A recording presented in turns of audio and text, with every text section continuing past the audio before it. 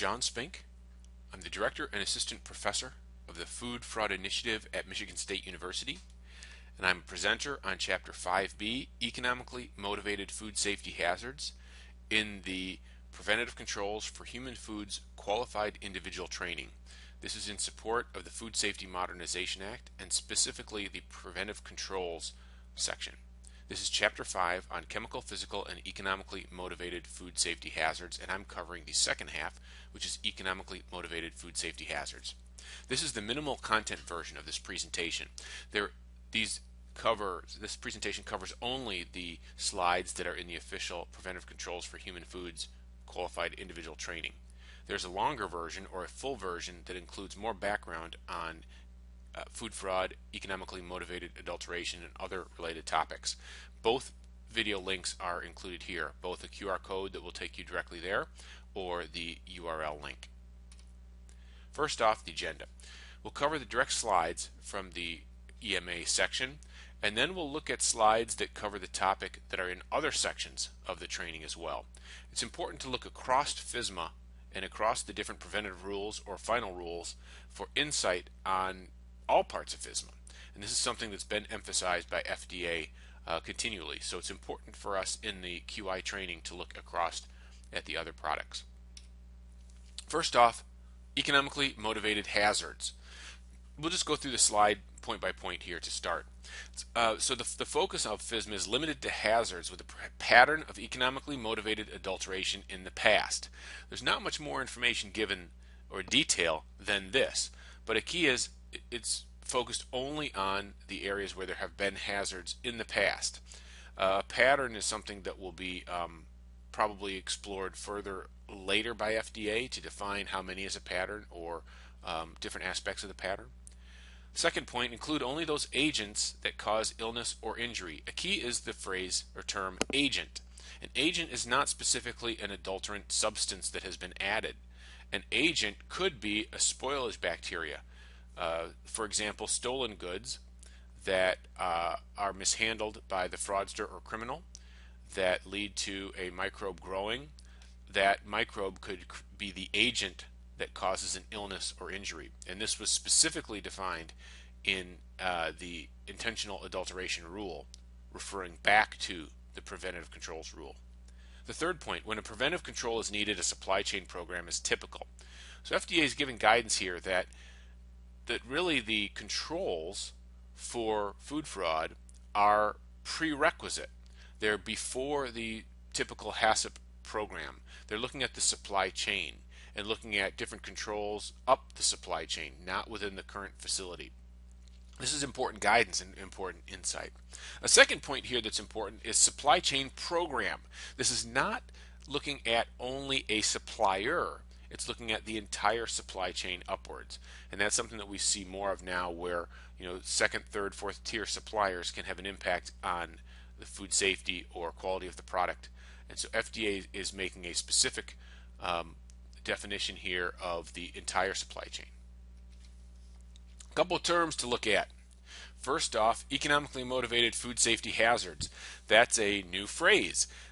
Traditionally, FDA has talked about economically motivated adulteration, and others such as the EU, UK, China, Global Food Safety Initiative have used the phrase food fraud. But these are economically motivated hazards.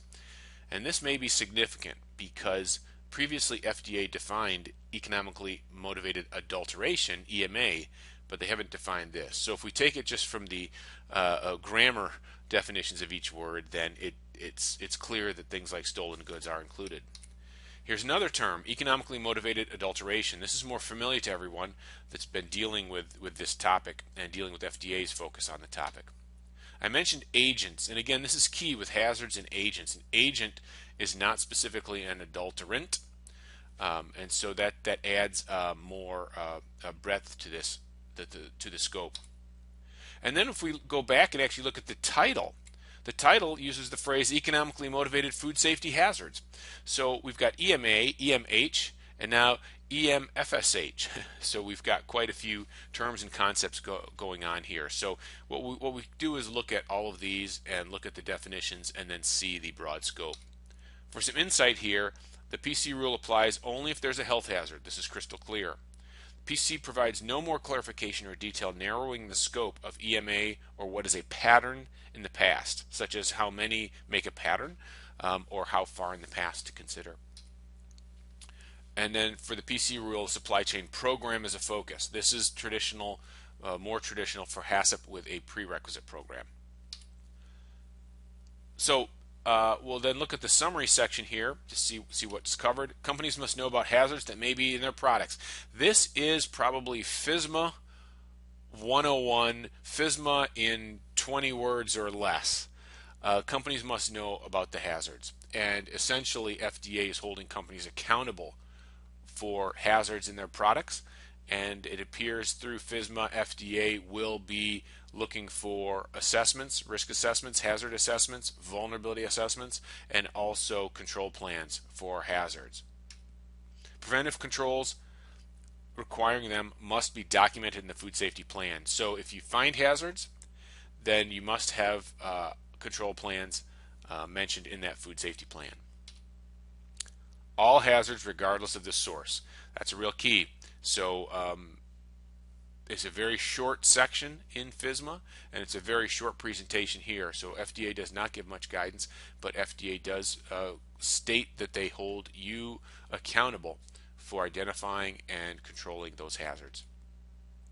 We have there's additional slides that cover the topic.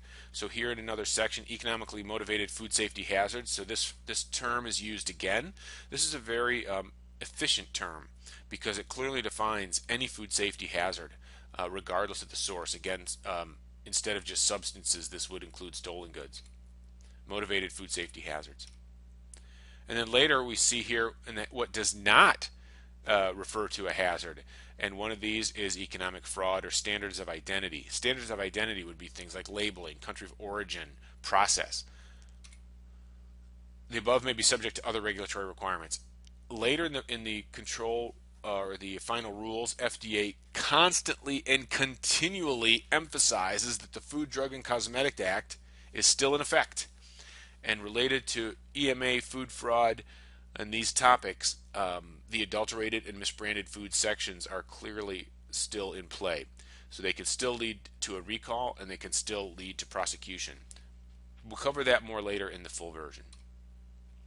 Under drug residues, something that's important here to look at is drug residues could be a type of food fraud, and they're important for animal health. They need pre-market approval, but there's also this focus to look at these residues, and so this is a type of food fraud that's actually technically covered in another part of the preventive controls rule. So it's important in other regulations, and a focus for other countries such as Europe and China. Definitely is a high focus for them. This concludes this part of the presentation. For a full version, you can see the attached.